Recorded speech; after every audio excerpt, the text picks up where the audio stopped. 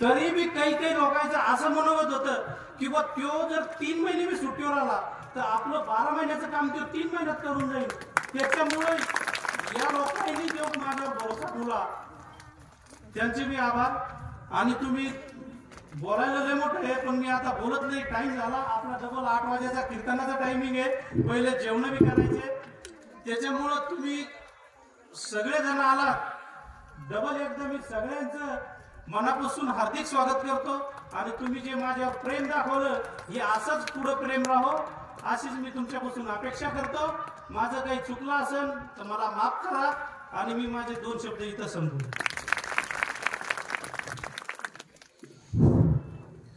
ज्या अर्धांगिनीचा सार्थ अभिमान वाटावा आणि तो अभिमान 4 चौघामध्ये व्यक्त करावा.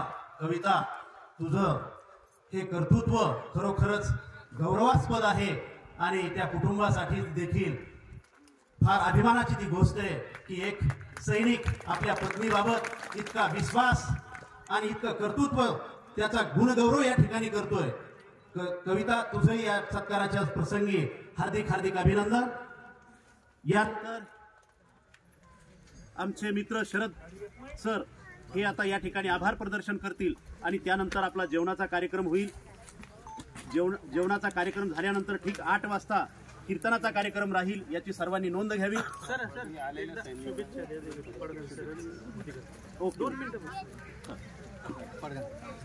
श्रीमान पडगान सर या समोर.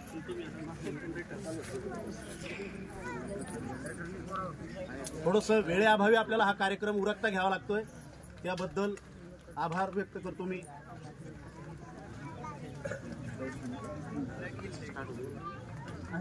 महाराष्ट्र